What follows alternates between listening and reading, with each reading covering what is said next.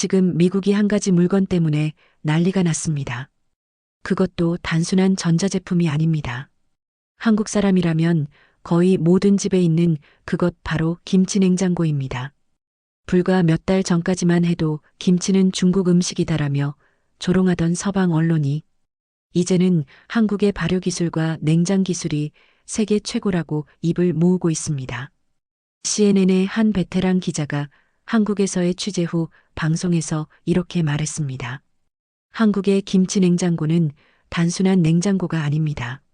그것은 문화와 과학이 결합한 예술품입니다. 이 말 한마디가 전 세계를 뒤흔들었습니다. 지금 미국의 상류층 사이에서는 한국 김치 냉장고를 구하기 위한 대란이 벌어지고 있습니다. 새벽부터 줄을 서서 사려는 사람들, 직접 김치를 담그기 시작한 미국인들, 그리고 한국의 기술력을 새롭게 바라보게 된 세계의 시선. 그 중심에는 미국의 유명 기자 헬렌 밀러가 있었습니다. 그녀는 한때 김치는 중국 파오차이의 변형일 뿐이라 믿었지만 한국에서 단 한 주를 보내고 나서 내가 아는 세상은 틀렸다고 고백했습니다. 그녀가 한국에서 본 것은 단순한 음식이 아니었습니다. 그것은 한국인의 정신이 기술로 구현된 형태였습니다. 이제부터 그 놀라운 이야기를 들려드리겠습니다. 역시 김치는 중국 거잖아. 헬렌 밀러는 컴퓨터 화면을 바라보며 중얼거렸습니다. 그녀의 모니터에는 김치의 원조는 중국 파오차이라고 적힌 기사들이 가득했습니다. CNN 아시아 담당 기자로 12년째 일하던 그녀는 이번에도 자극적인 문화 논란을 취재해 시청률을 올릴 생각이었습니다. 중국이 김치의 원조라 주장하며 한국을 공격한다는 기사, 수백만 조회수를 기록한 중국계 유튜버의 영상, 심지어 일부 서양 셰프들조차 김치는 파오차이의 변형이라 말하고 있었습니다. 그녀는 확신했습니다. 한국이 또 과장하는 거야. 작은 나라가 세계 문화를 자기 것처럼 포장하는 거지. 그녀의 친구이자 동료 기자인 메리아는 걱정스러운 눈빛으로 물었습니다. 헬렌, 혹시 너무 성급하게 판단하는 거 아니야? 한국도 직접 가서 취재해 보는 게 어때? 그럴 필요 없어. 이미 증거가 충분해. 중국은 5,000년 역사를 가진 나라야. 김치가 거기서 시작된 건 당연하지. 그녀의 목소리에는 확신이 가득했습니다. 그날 밤 헬렌은 기사의 제목을 미리 정해두었습니다. 김치의 진실 중국의 유산을 가로챈 한국. 그녀는 이 기사가 아시아를 뒤흔들 거라 확신했습니다. 며칠 뒤 헬렌은 취재를 위해 먼저 베이징으로 향했습니다. 공항에서 만난 가이드는 자칭 음식 문화 전문가라는 류신이었습니다. 그는 자신만만한 얼굴로 말했습니다. 한국 김치? 그건 파오차이 따라한 거예요. 우리 중국이 원조고 한국은 그냥 모방한 거죠. 그녀는 그 말에 미소를 지었습니다. 역시 예상대로야. 류씨는 헬렌을 베이징의 유명 레스토랑으로 안내했습니다. 그곳에서 진짜 파오차이가 나온다는 말에 그녀의 기대감은 높았습니다. 식탁에 오른 음식은 붉은 양념이 가득한 절임 채소였습니다. 겉보기엔 한국 김치와 비슷했습니다. 이게 진짜 파오차이입니다. 류신의 말에 헬렌은 포크를 들어 한 점을 집어 먹었습니다. 그 순간 그녀의 표정이 굳어졌습니다. 입안에 퍼지는 강한 쉰 냄새, 짠맛, 그리고 이상한 신맛. 그녀는 억지로 미소를 지으며 말했다. 독특하네요. 그러나 속으로는 이미 불안이 스며들고 있었습니다. 이게 정말 김치의 원조라고? 그날 밤 호텔 화장실에서 그녀는 배탈로 고생했습니다. 하루 종일 여러 집의 파오차이를 맛본 결과였습니다. 침대에 누워 천장을 바라보며 생각했습니다. 이상하다, 왜 다 이렇게 맛이 다르지? 그녀는 그 이유를 김치 자체의 특성으로 돌렸습니다. 발효 음식이니까 원래 이런 걸지도 몰라. 하지만 그녀의 머릿속 어딘가에서는 자꾸만 의문이 일었습니다. 한국 사람들은 왜 그토록 김치를 자랑스러워할까? 정말 그들에게는 뭔가 다른 비밀이 있는 걸까? 그녀는 결국 결심했습니다. 좋아. 중국에서 끝내지 말자. 한국에도 가보자. 진짜 원조가 어디인지 직접 눈으로 확인해 보자. 그녀는 노트북을 닫으며 조용히 중얼거렸습니다. 다음 목적지는 서울이다. 그녀는 몰랐습니다. 그 결심이 자신의 인생을 바꾸게 될 줄은 말입니다. 서울 인천공항에 도착한 헬렌은 처음부터 놀랐습니다. 공항의 자동화 시스템, 질서정연하게 줄을 서 있는 사람들, 그리고 미소로 인사하는 직원들의 모습. 그녀는 잠시 멈춰 섰습니다. 이게 정말 내가 생각하던 동양의 나라가 맞아? 입국 심사를 마치고 나왔을 때 공항 내부의 청결함은 마치 병원 같았습니다. 쓰레기 하나 보이지 않았고 길을 묻기 위해 다가간 직원은 영어로 친절하게 안내했습니다. 그녀는 다시 한번 놀랐습니다. 여긴 뭔가 다르다. 질서 속에 따뜻함이 있다. 첫날 그녀가 머문 곳은 서울 강남의 한 게스트하우스였습니다. 주인인 60대 여성 윤정혜 씨는 헬렌을 따뜻하게 맞았습니다. 멀리서 오셨죠? 김치 좋아하세요? 그녀는 순간 멈칫했습니다. 솔직히 잘 모르겠어요. 너무 맵다고 들었어요. 윤정혜 씨는 웃으며 대답했습니다. 그럼 오늘은 우리 집 김치 맛보세요. 한국의 마음이 들어있답니다. 저녁 식탁에 올라온 것은 단정한 반찬들이었습니다. 윤 씨는 김치를 작은 접시에 덜어 헬렌 앞에 내밀었습니다. 그녀는 조심스럽게 젓가락을 들어 한 점을 집었습니다. 입안에 퍼지는 새콤하면서도 부드러운 향. 그녀는 놀랐습니다. 이건 중국에서 먹었던 것과 완전히 다르네요. 윤정혜 씨는 미소 지었습니다. 그건 파오차이일 거예요. 김치는 다릅니다. 시간이 만들어낸 맛이죠. 가족의 손맛이 담긴 음식이에요. 헬렌은 한동안 아무 말도 하지 못했습니다. 그녀는 맛이 아니라 이야기를 먹고 있는 기분이었습니다. 그날 밤 일기장에 이렇게 적었습니다. 이건 단순한 절임 채소가 아니다. 누군가의 정성과 기다림이 만들어낸 예술이다. 다음 날 아침 헬렌은 취재를 위해 서울 근교의 한 김치 공장을 방문했습니다. 현장에는 흰 위생복을 입은 사람들이 질서정연하게 일하고 있었습니다. 기계와 사람이 조화를 이루는 광경은 그녀가 상상했던 전통의 풍경과 전혀 달랐습니다. 이건 공장이 아니라 연구소 같네요. 그녀가 감탄하자 공장 책임자인 박도연 연구소장이 미소 지으며 답했습니다. 김치는 과학입니다. 발효는 생명을 다루는 기술이죠. 그는 김치의 온도, 습도, 염도, 발효 속도를 설명했습니다. 그리고 그녀를 한쪽으로 안내했습니다. 이쪽은 김치 냉장고 전용 저장실입니다. 문이 열리자 냉기가 얼굴을 스쳤습니다. 수십 개의 김치통이 정렬되어 있었고 디지털 패널에는 온도 0.5도 습도 65%라는 숫자가 떠 있었습니다. 김치를 가장 맛있게 숙성시키는 조건이죠. 그녀는 놀라서 물었습니다. 이걸 한국 사람들이 집집마다 가지고 있다고요? 박 소장은 웃으며 고개를 끄덕였습니다. 그럼요. 한국에선 김치 냉장고가 가족의 일원이에요. 맛을 지키는 건 기술이지만 그걸 지키려는 마음은 사랑이죠. 그녀는 순간 온몸이 전율했습니다. 이건 단순한 가전이 아니야. 문화 그 자체야. 취재가 끝난 후 그녀는 박 소장에게 물었습니다. 당신은 왜 김치를 이렇게까지 연구합니까? 그는 잠시 생각하더니 조용히 대답했습니다. 김치는 어머니의 기억입니다. 어머니가 떠나신 후 냉장고를 열면 아직 그 냄새가 남아 있었죠. 그때 깨달았어요. 김치는 과학 이전에 사람의 마음이라는 걸요. 그 말은 그녀의 가슴을 세게 쳤습니다. 그녀는 카메라를 들고 조용히 그 장면을 촬영했습니다. 연구소장의 손끝이 김치통 위를 스칠 때 그 손에는 데이터가 아니라 추억이 있었습니다. 그날 밤 헬렌은 숙소로 돌아와 냉장고 앞에 앉았습니다. 윤정혜 씨가 선물해준 김치 한 통이 있었습니다. 그녀는 조심스럽게 뚜껑을 열었습니다. 익은 냄새가 부드럽게 퍼졌습니다. 그 향 속에는 이상하게도 따뜻한 위로가 있었습니다. 그녀는 일기장에 이렇게 적었습니다. 나는 오늘 냉장고에서 사람의 마음을 보았다. 그리고 그 마음이야말로 한국이 세계에 전해야 할 기술이다. 그녀는 잠시 눈을 감았습니다. 도시의 불빛이 창문에 비쳤고 그 빛이 마치 김치 속의 붉은 양념처럼 따뜻하게 흔들렸습니다. 그녀는 미소 지으며 속삭였습니다. 이제 조금은 알 것 같아요.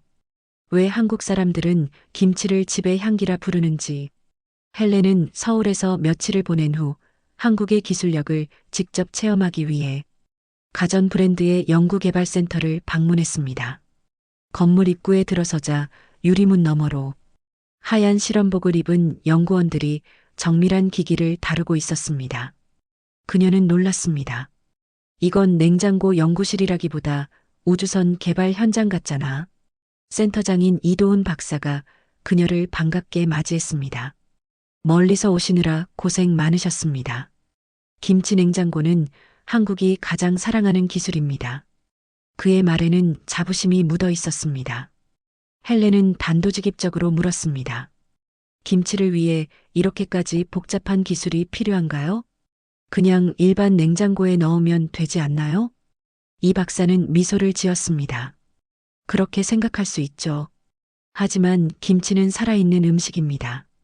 온도가 1도만 달라도 맛이 달라집니다. 우린 그 1도를 지키기 위해 수십 년을 연구했습니다. 그녀는 잠시 말문이 막혔습니다. 그가 보여준 그래프에는 미세한 온도 변화에 따른 젖산균의 반응 곡선이 표시되어 있었습니다. 이것은 단순한 저장이 아니라 생명 유지의 기술이었습니다. 그는 헬렌을 한 방으로 안내했습니다. 그곳에는 김치 냉장고 시제품 여러 대가 줄지어 서 있었습니다. 도훈 박사가 설명을 이어갔습니다. 이건 항아리 모드입니다. 전통 장독대의 숨쉬는 환경을 재현했어요. 이건 저온 숙성 모드입니다. 시간이 오래 지나도 맛이 처음처럼 유지되죠. 그녀는 그 말에 감탄했습니다. 이건 냉장 기술이 아니라 기억을 저장하는 기술이야. 그는 잠시 김치통을 하나 꺼내 뚜껑을 열었습니다. 순간 상쾌한 냄새가 실험실 가득 퍼졌습니다. 헬렌은 놀라서 물었습니다. 이건 어제 만든 건가요? 그는 웃었습니다. 아니요, 2달 된 김치입니다. 김치 냉장고가 있어야 이런 맛을 유지할 수 있습니다. 그녀는 한 조각을 맛봤습니다. 그 맛은 부드럽고 단단하며 균형 잡힌 신맛이었습니다. 그녀는 자신도 모르게 중얼거렸습니다. 이건 음식이 아니라 시간의 맛이에요. 이 박사는 고개를 끄덕였습니다. 맞습니다. 김치 냉장고는 단순히 시원하게 보관하는 기계가 아닙니다. 우리의 기억을 지키는 상자죠. 어머니의 손맛, 계절의 냄새, 가족의 추억이 이 안에 들어 있습니다. 그녀는 말없이 냉장고를 바라봤습니다. 그 차가운 금속 안에 그렇게 따뜻한 이야기가 담겨 있을 줄 몰랐습니다. 취재가 끝난 후 이 박사는 조용히 제안했습니다. 혹시 진짜 김치 냉장고가 어떤 의미인지 알고 싶으시면 연구소가 아닌 가정집을 보셔야 합니다. 그 말에 헬렌은 고개를 끄덕였습니다. 좋아요. 직접 보고 싶어요. 그날 저녁 그녀는 한 중산층 가정을 방문했습니다. 그 집의 주인인 서민정 씨는 2 아이의 엄마였습니다. 작은 아파트였지만 부엌은 놀라울 만큼 따뜻했습니다. 냉장고 옆에 또 하나의 커다란 가전이 자리하고 있었습니다. 그녀가 물었습니다. 저게 김치 냉장고인가요? 민정 씨는 자랑스럽게 대답했습니다. 네, 이 집의 심장이에요. 그녀는 아이들의 도시락을 싸며 말했습니다. 아이들이 김치를 싫어하지 않게 된 건 이 냉장고 덕분이에요. 신선하게, 달콤하게, 딱 맞게 익은 김치가 매일 있으니까요. 헬렌은 그 모습을 조용히 지켜봤습니다. 한 가족의 하루가 냉장고의 리듬에 맞춰 흘러가고 있었습니다. 아침에 뚜껑을 열면 따뜻한 냄새가 퍼지고 저녁에는 발효의 향이 집안 공기를 감쌌습니다. 그녀는 마치 기계가 아니라 가족 구성원이 존재하는 듯한 느낌을 받았습니다. 민정 씨는 웃으며 말했습니다. 우리 엄마가 예전에 김치를 장독대에 묻어두셨거든요. 그걸 열 때마다 그 냄새가 집안을 채웠어요. 이 냉장고를 열면 그때 그 냄새가 다시 나요. 그래서 전 가끔 엄마가 옆에 계신 것 같아요. 그 말에 헬렌은 울컥했습니다. 그녀는 취재 중이라는 사실을 잊고 조용히 냉장고 앞에 섰습니다. 그럼 이건 기술이 아니라 그리움이네요. 민정 씨는 고개를 끄덕였습니다. 맞아요. 우리에겐 과학보다 소중한 게 있거든요. 그건 기억을 지키는 기술이에요. 그녀는 숙소로 돌아가는 차 안에서 창밖을 바라보았습니다. 거리마다 빛나는 간판들, 그 아래에서 웃으며 걷는 사람들. 그녀는 그들의 삶이 얼마나 정교하게 기술과 감성이 연결되어 있는지를 깨달았습니다. 그날 밤 헬렌은 일기장에 이렇게 적었습니다. 한국의 기술은 차가운 금속 안에 따뜻한 마음을 담는다. 김치 냉장고는 과학의 결정체가 아니라 사랑의 증거였다. 그녀는 펜을 내려놓으며 조용히 웃었습니다. 이제야 조금 알 것 같아요. 왜 이 작은 나라가 세계의 냉장 문화를 바꿨는지. 헬렌은 한국을 떠나는 날 공항에서 창밖을 오래 바라봤습니다. 비행기 창문 너머로 보이는 푸른 산과 도시는 그녀의 마음 한쪽에 깊은 울림을 남겼습니다. 이제 내가 해야 할 일은 세상에 이 진실을 전하는 거야. 미국에 도착하자마자 그녀는 뉴욕 CNN 본사로 향했습니다. 사무실의 공기는 차갑고 빠르게 움직였습니다. 편집장 브라이언은 그녀를 보자마자 물었습니다. 그래서 결과는 어땠나? 한국이 정말 그 난리치는 김치 원조국이 맞다는 증거라도 찾았나? 그녀는 잠시 숨을 고르고 대답했습니다. 아니요. 그건 단순히 음식의 문제가 아니었습니다. 김치는 문화였고 기술이었고 사람들의 마음이었습니다. 편집장의 이마가 찌푸려졌습니다. 그건 뉴스가 아니야, 헬렌. 우린 감정이 아니라 팩트를 다뤄야 해. 그녀는 단호히 말했습니다. 팩트입니다. 한국의 김치 냉장고는 단순한 가전이 아니라 세계에서 가장 정교한 발효 시스템이에요. 그리고 그 기술을 만든 건 과학자가 아니라 사람이었습니다. 사무실 안이 조용해졌습니다. 브라이언은 그녀를 똑바로 바라보며 말했습니다. 헬렌, 그건 너무 감정적이야. 우리 시청자들은 한국보다 중국에 더 익숙해. 그걸 뒤집는 기사는 리스크가 커. 그녀는 미소 지었습니다. 하지만 진실은 리스크를 감수할 가치가 있습니다. 그녀는 결심했습니다. 방송국의 반대를 무릅쓰고 자신의 이름을 걸고 특별 리포트를 제작하기로 했습니다. 제목은 이렇게 정했습니다. 영혼을 보관하는 냉장고. 그녀는 직접 촬영한 한국의 가정, 김치 공장, 연구소의 영상을 편집했습니다. 냉장고 문이 열릴 때마다 울려 퍼지는 조용한 딸깍 소리, 그 안에서 살아 숨쉬는 김치의 색감, 그리고 사람들이 김치를 나누며 웃는 모습. 그 모든 장면은 말보다 강렬했습니다. 하지만 방송이 나가기 전 내부에서는 격렬한 반발이 일어났습니다. 이건 광고 아니야? 한국 기업이 돈 줬냐? 왜 우리 방송에서 이런 감성 다큐를 내보내? 헬렌은 모든 비난을 묵묵히 견뎠습니다. 그녀는 마지막 회의에서 단 한마디만 했습니다.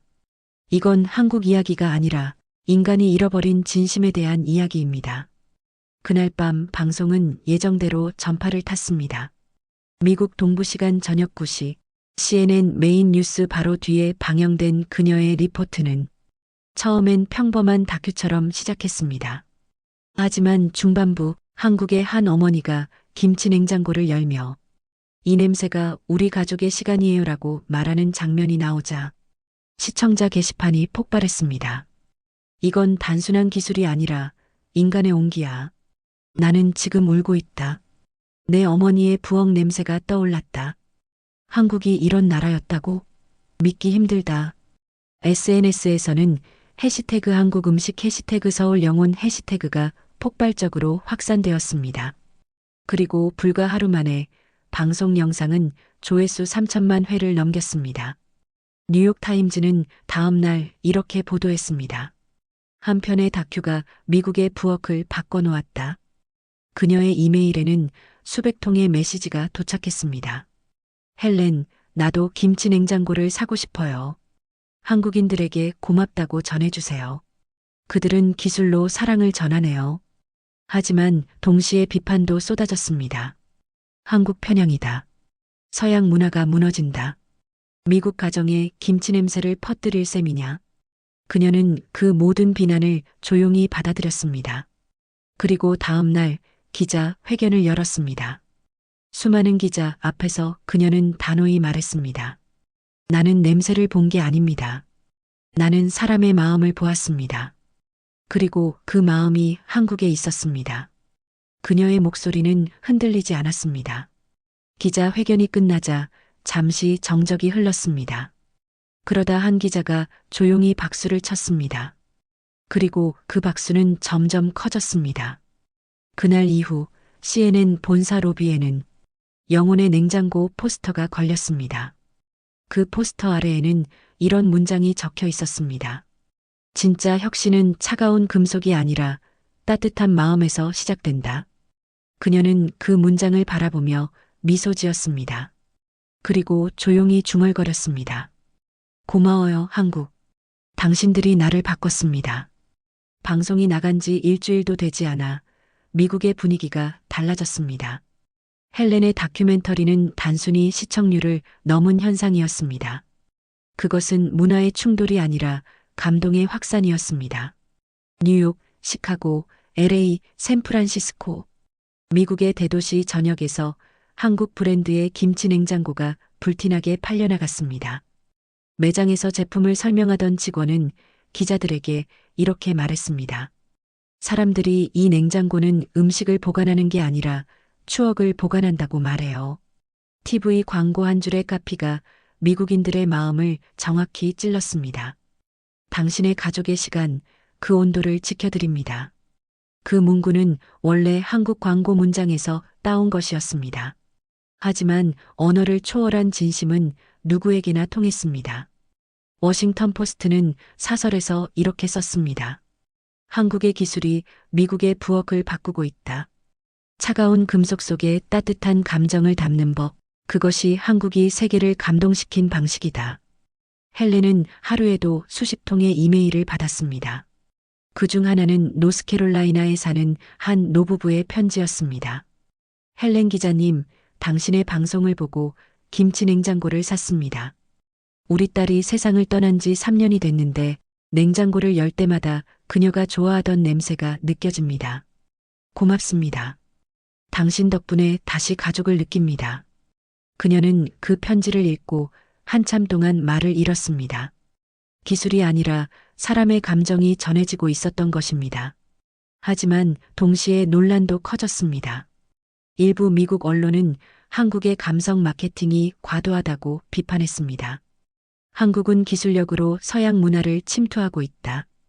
김치 냉장고는 단지 트렌드일 뿐이다. 그녀는 그 비난에 대해 이렇게 답했습니다. 그렇다면 당신들도 한번 냉장고를 열어보세요. 그 안에 사랑이 있다면 그건 이미 기술을 넘어선 것입니다. 그녀의 그 한마디가 다시 SNS를 뜨겁게 달궜습니다. 해시태그 사랑 이 냉장고, 해시태그 헬렌은 옳았다. 그리고 해시태그 감사해요 한국 해시태그가 순식간에 전 세계 1위를 차지했습니다. 그 무렵 미국 캘리포니아의 한 고등학교에서는 특이한 일이 벌어졌습니다. 환경과학 수업에서 학생들이 김치 발효 실험을 주제로 프로젝트를 진행했습니다. 헬렌의 다큐멘터리를 본 선생님이 제안한 수업이었습니다. 학생들은 플라스틱 병에 채소를 담고 온도와 시간을 조절했습니다. 며칠 후 교실은 익숙하지 않은 향기로 가득 찼습니다. 처음엔 코를 막던 학생들도 점차 흥미를 보였습니다. 이건 단순한 실험이 아니야. 이건 시간이 만들어낸 생명이야. 그 말에 교사는 웃으며 대답했습니다. 그게 바로 한국이 우리에게 가르쳐 준 거야. 그 수업 영상은 유튜브에 올라가며 다시 한번 화제가 됐습니다. 아이들이 과학을 통해 문화를 배웠다. 헬렌의 다큐가 세대 간 대화를 만들었다. 이처럼 김치 냉장고는 이제 하나의 상징이 되었습니다. 한국의 냉장 기술은 혁신으로, 그리고 그 속의 정신은 온기로 받아들여졌습니다. 며칠 뒤 헬렌은 뉴욕 한복판의 가전 매장을 방문했습니다. 그녀가 방송에서 소개했던 한국 브랜드의 냉장고 앞에는 긴 줄이 서 있었습니다. 한 중년 부부가 손을 꼭 잡고 서 있었습니다. 남편이 아내에게 말했습니다. 이 냉장고에 김치를 넣으면 당신 어머니의 맛을 다시 느낄 수 있을지도 몰라. 아내는 눈시울이 붉어졌습니다. 그녀는 손끝으로 냉장고의 금속 표면을 천천히 쓰다듬었습니다. 그 표정에는 단순한 소비가 아닌 그리움의 치유가 있었습니다. 헬렌은 조용히 그 모습을 촬영했습니다. 그리고 속으로 중얼거렸습니다. 이건 내가 만든 뉴스가 아니라 그들이 만든 이야기다. 그날 밤 헬렌은 방송국 옥상에 올라 뉴욕의 불빛을 바라봤습니다. 수많은 빌딩의 창문 사이로 김치 냉장고 광고가 흘러나오고 있었습니다. 그 광고 속 내레이션은 한국어로 이렇게 말했습니다. 사람의 온도를 지키는 기술, 그게 바로 한국의 냉장 과학입니다. 그녀는 미소를 지었습니다. 이제 세상이 조금은 따뜻해졌네요. 그녀의 다큐멘터리는 단순히 한국의 승리를 보여준 게 아니었습니다. 그것은 인류가 잃었던 따뜻함을 되찾는 이야기였습니다. 그리고 그 중심에는 차가운 냉장고가 아닌 따뜻한 인간의 마음이 있었습니다. 헬렌의 다큐멘터리가 방영된 지 6개월 후 세계의 기술 트렌드는 눈에 띄게 변하기 시작했습니다. 미국의 가전 박람회, 독일의 기술 전시회, 프랑스의 디자인 포럼까지 어디를 가든 한국 냉장고, 감성 테크, 인간 중심 혁신이라는 단어가 들려왔습니다. 그녀는 이 현상을 보며 조용히 중얼거렸습니다. 이건 단순히 제품의 성공이 아니야. 한국의 철학이 세상에 스며든 거야. 그녀는 세계 최대 가전 전시회인 CES에 초청받았습니다. 그곳에는 한국의 기술 기업들이 전시 부스를 가득 채우고 있었습니다. 가장 중심에는 김치 냉장고가 있었습니다. 하지만 이번엔 단순한 냉장고가 아니었습니다. 그 안에는 온도와 감정을 연결하는 AI 시스템이 탑재되어 있었습니다. 한 연구원이 그녀에게 설명했습니다. 이 제품은 사용자의 기분과 날씨, 계절을 분석해 발효 속도를 조절합니다. 당신이 슬플 때는 김치를 천천히 익히고 가족이 모이는 날엔 맛을 가장 좋게 맞추죠. 그녀는 놀라서 물었습니다. 정말 사람이 아니라 마음을 읽는 기계네요. 그 연구원은 미소 지었습니다. 한국의 기술은 원래 그래요. 차가운 기계가 아니라 따뜻한 마음을 읽는 기술이죠. 그녀는 그 말을 듣는 순간 가슴이 벅차올랐습니다. 이건 혁신이 아니라 진화다. 기술이 사람을 이해하는 단계로 올라섰다. 행사장에서 헬렌은 여러 외국 기자들과 인터뷰를 가졌습니다. 그들은 한결같이 물었습니다. 왜 전 세계가 지금 한국의 기술에 열광하나요? 그녀는 잠시 생각하다가 이렇게 답했습니다. 한국의 기술은 인간을 도구로 보지 않습니다. 인간을 기술의 중심에 두고 그들의 온도와 감정을 지키려 합니다. 그것이 바로 한국이 가진 진짜 경쟁력입니다. 그 말은 그대로 해외 주요 언론의 헤드라인으로 실렸습니다. 한국 기술의 본질은 따뜻함이다. 이제 세계는 감성 테크 시대를 맞았다. 그녀의 말은 사람들의 마음속에 새로운 기준을 심었습니다. 기술이란 편리함을 넘어서 사람의 감정을 지켜야 한다는 인식이었습니다. 그 무렵 미국 MIT 공가대학에서는 새로운 연구 프로그램이 신설되었습니다. 이름은 감성공학 연구소이었습니다.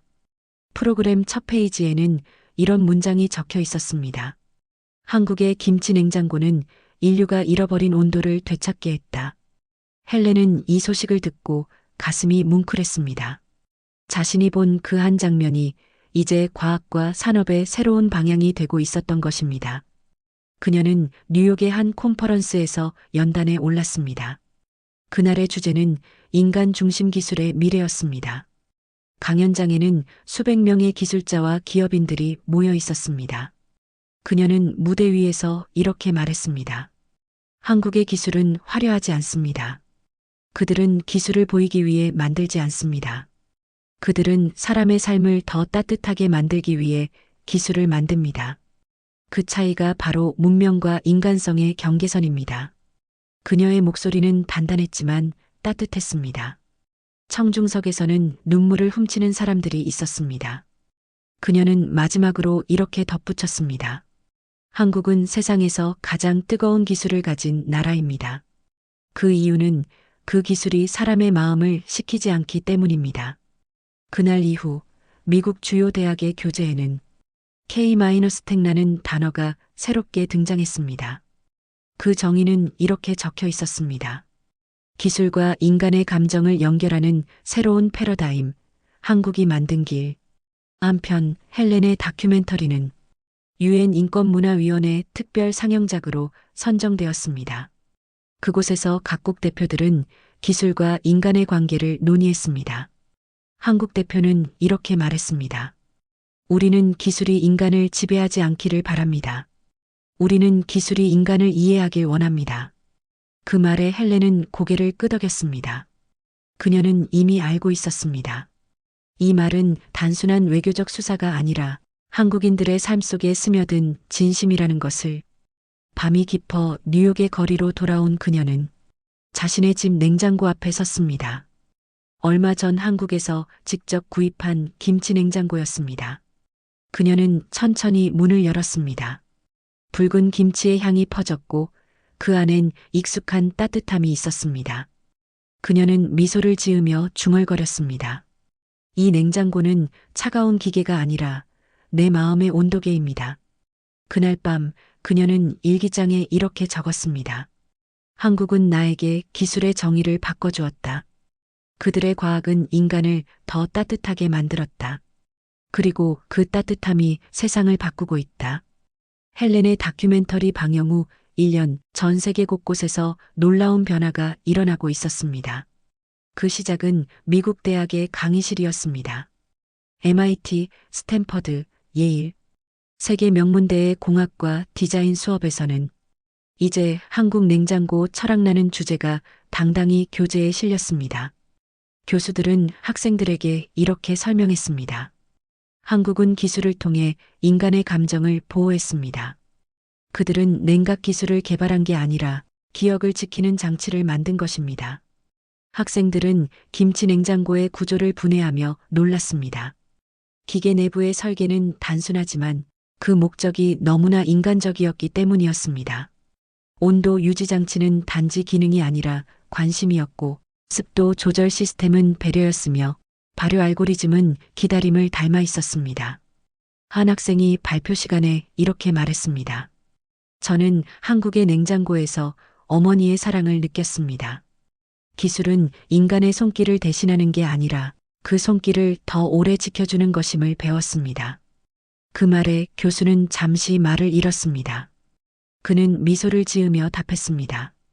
그게 바로 우리가 잊고 있던 기술의 본질입니다. 이제 한국식 기술 철학은 미국을 넘어 유럽, 아시아, 남미로 퍼져나갔습니다.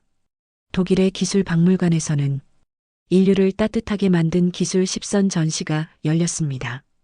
거기에는 김치 냉장고와 함께 이런 설명이 붙어 있었습니다. 기계는 인간을 대체할 수 없다. 그러나 인간의 마음을 보존할 수는 있다. 그것을 보여준 나라는 한국이었다. 한편 프랑스에서는 예술가들이 이 현상을 기술의 시작이라 불렀습니다. 파리의 한 미술관에서는 김치 냉장고를 투명하게 절단한 설치 미술이 전시되었습니다. 냉장고 속에는 수백 개의 메모가 붙어 있었습니다. 엄마, 오늘도 잘 먹었어요.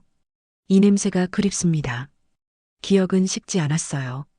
그 전시를 본 사람들은 눈시울을 붉혔습니다. 누군가 조용히 중얼거렸습니다. 이건 기술이 아니라 기도 같아요. 이 변화는 기업의 철학에도 스며들었습니다. 한때 속도와 효율만을 외치던 글로벌 기업들이 이제는 공존과 지속을 이야기하기 시작했습니다. 미국의 한 CEO는 인터뷰에서 이렇게 말했습니다. 우리는 한국에게서 배웠습니다. 기술은 사람을 편하게 하는 것이 아니라 사람을 이해하게 하는 도구라는 것을. 그 말은 한때 패스트만을 추구하던 서양 사회의 시선 자체를 바꿔놓았습니다. 유럽의 한 도시에서는 이런 현수막이 걸렸습니다. 기술이 인간을 닮을 때 그 도시는 행복해진다. 부산, 서울, 그리고 인류. 그 문장은 헬렌의 다큐멘터리에서 인용된 구절이었습니다. 그녀는 그것을 보며 미소를 지었습니다. 이제 한국은 기술을 수출하는 나라가 아니라 가치를 수출하는 나라가 되었구나. 그 무렵 한국에서도 변화가 일어나고 있었습니다. 서울 한복판의 초등학교에서는 우리의 기술, 우리의 마음이라는 새로운 교과목이 생겼습니다. 아이들은 김치 냉장고 모형을 만들며 선생님께 물었습니다. 선생님, 왜 김치는 숨을 쉬어요? 선생님은 미소 지으며 대답했습니다. 왜냐면 김치는 사람처럼 살아있으니까요. 사람이 마음을 담았기 때문이에요. 그 수업 장면은 다시 세계로 전파되었습니다. CNN, BBC, NHK, 그리고 수많은 언론이 아이들이 기술을 통해 감정을 배우는 나라라며 한국을 조명했습니다. 그리고 어느 날 유엔은 특별 세션을 열었습니다. 주제는 기술과 인간의 조화였습니다. 각국 대표들이 순서대로 발언을 이어갔지만 회의의 분위기는 딱딱했습니다. 그러다 마지막 순서로 한국 대표가 단상에 올랐습니다. 그는 짧게 말했습니다. 우리는 냉장고 하나로 세상을 바꾸려 했던 적이 없습니다. 다만 사람의 마음을 잃지 않으려 했을 뿐입니다. 그 말이 끝나자 회의장은 조용해졌습니다. 잠시 후 누군가 박수를 치기 시작했습니다.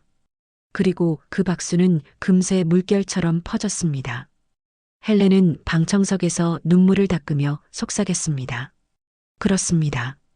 이 나라는 사람의 마음으로 세상을 움직입니다. 그날 밤 그녀는 숙소로 돌아와 창밖을 바라보았습니다. 서울의 밤하늘 아래 수많은 불빛이 반짝이고 있었습니다. 그 불빛 하나하나가 마치 따뜻한 김치 냉장고처럼 사람들의 삶을 지키는 듯 했습니다. 그녀는 조용히 펜을 들어 일기장에 적었습니다. 한국은 세계를 가르쳤다. 기술로 가르친 게 아니라 사랑으로 가르쳤다. 그들의 혁신은 손끝에서 시작되었지만 결국 마음속에서 완성되었다. 그녀는 펜을 내려놓고 창문을 열었습니다. 바람이 불어와 방 안을 스쳤습니다. 그 바람은 한국의 공기처럼 따뜻했습니다. 그날은 이른 봄이었습니다. 헬렌은 인천공항의 창문 너머로 한국의 하늘을 바라보고 있었습니다. 8년 만에 다시 찾은 땅이었습니다. 비행기에서 내리자 익숙한 공기가 그녀를 반겼습니다. 조용하지만 따뜻한, 그리고 어딘가 안심이 되는 공기였습니다. 입국 심사대에 선 그녀를 알아본 직원이 반가운 표정을 지었습니다. 혹시 헬렌 밀러 기자님이시죠? 그녀는 놀라 웃으며 고개를 끄덕였습니다. 네, 맞습니다. 저를 기억해 주시네요. 직원은 미소를 지었습니다. 당신의 다큐멘터리 덕분에 저도 제 나라를 다시 보게 되었어요. 그 말 한마디에 헬렌의 눈가가 젖었습니다. 내가 이곳을 바꾼 게 아니라 이곳이 나를 바꿨던 건데. 공항을 나서자 그녀는 한눈에 달라진 한국을 느꼈습니다.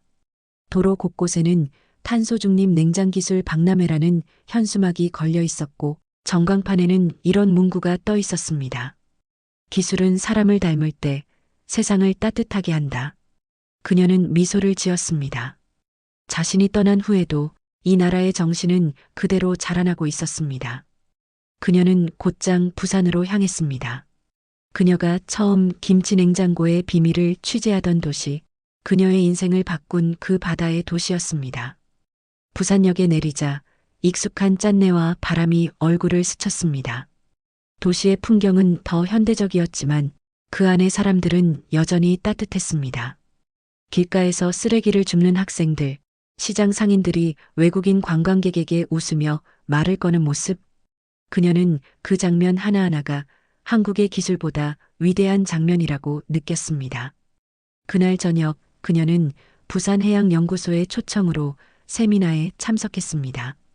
강단에 선 연구소장은 젊은 여성 과학자였고 그녀는 헬렌에게 이렇게 인사했습니다. 저는 헬렌 기자님의 다큐를 보고 과학자의 길을 선택했습니다. 그 말에 헬렌은 놀랐습니다. 정말인가요? 그녀는 고개를 끄덕였습니다. 당신이 보여준 건 단순한 기술이 아니라 사람의 마음을 연구하는 과학이었습니다. 저도 그런 과학자가 되고 싶었습니다. 그 순간 헬렌의 눈에 눈물이 맺혔습니다. 그녀는 자신이 흘렸던 모든 눈물과 고생이 결코 헛되지 않았음을 느꼈습니다. 세미나가 끝난 뒤 그녀는 연구소 옥상에서 바다를 내려다보았습니다. 바다는 예전보다 훨씬 깨끗했고 수면 위에는 수많은 조명이 반짝였습니다. 그 불빛들은 해양에너지 발전기였습니다. 한 연구원이 옆에서 설명했습니다. 이 조명들은 바다 생태계의 온도를 지켜줍니다. 밤이 되면 바다가 너무 차가워지지 않게 미세하게 빛을 내며 생명을 보호하죠. 그녀는 놀라서 물었습니다. 그럼 바다에도 온도를 지키는 기술이 있는 건가요?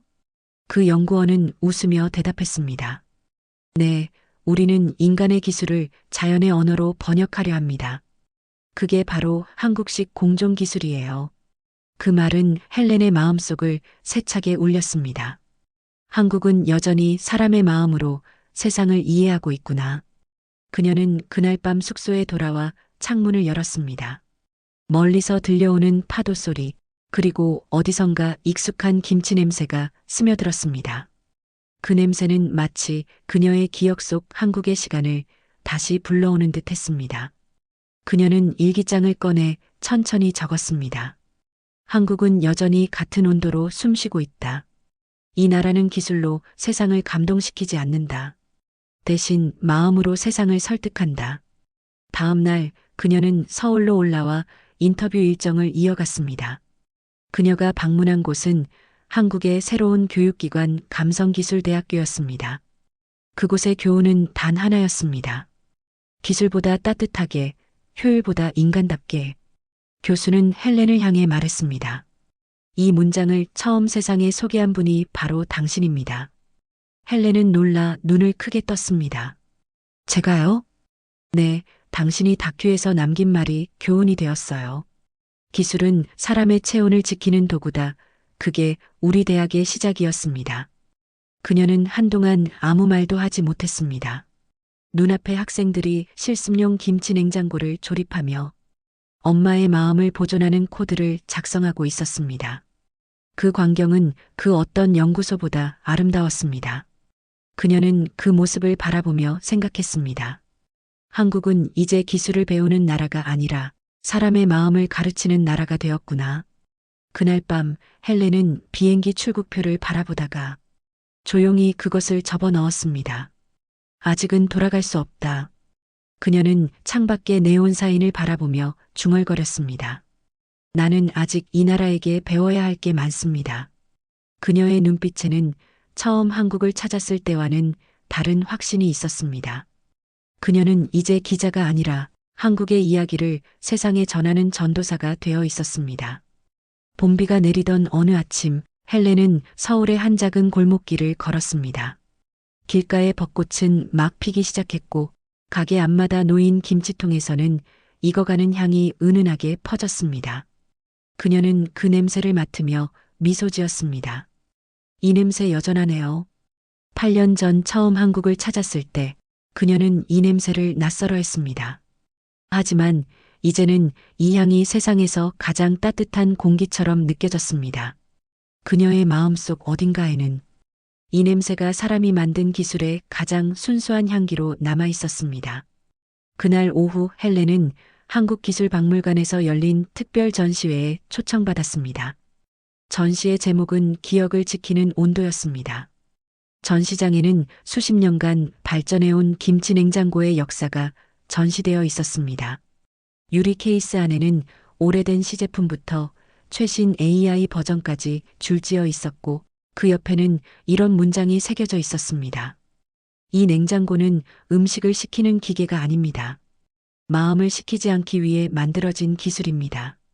그 문장을 읽는 순간 헬렌의 눈가가 뜨겁게 젖었습니다. 그녀는 조용히 손을 내밀어 유리 위에 손끝을 올렸습니다. 그 안에 차가운 금속이 이상하게도 따뜻하게 느껴졌습니다. 그녀는 중얼거렸습니다. 이 냉장고가 세상을 바꿨네요. 하지만 진짜로 바뀐 건 사람들의 마음이었습니다. 그날 저녁 박물관은 헬렌에게 감사패를 수여했습니다. 그녀가 전 세계에 한국의 기술과 정신을 알린 공로를 기리기 위함이었습니다. 무대 위에서 헬렌은 잠시 말을 잇지 못했습니다. 그리고 천천히 마이크를 들고 말했습니다. 제가 처음 이 나라에 왔을 때 저는 한국을 작은 나라라고 생각했습니다. 하지만 지금은 압니다. 이 나라는 작지 않습니다. 한국은 마음이 큰 나라입니다. 그리고 그 마음이 바로 세상을 움직이는 힘입니다. 청중석에서는 박수가 터져 나왔습니다. 그 박수는 단순한 환호가 아니라 세상이 한국에게 보내는 존경의 인사였습니다. 행사가 끝난 뒤 한 꼬마 소녀가 헬렌에게 다가왔습니다. 그녀의 손에는 작게 만든 종이 김치 냉장고 모형이 들려 있었습니다. 이거 제가 만들었어요. 미래에는 마음이 아픈 사람들을 치료하는 냉장고를 만들 거예요. 헬렌은 소녀의 머리를 쓰다듬으며 말했습니다. 그건 이미 훌륭한 과학이 될 거예요. 왜냐면 그 안에 사람의 마음이 있으니까요. 그녀는 그날 밤 호텔방에서 짐을 정리했습니다.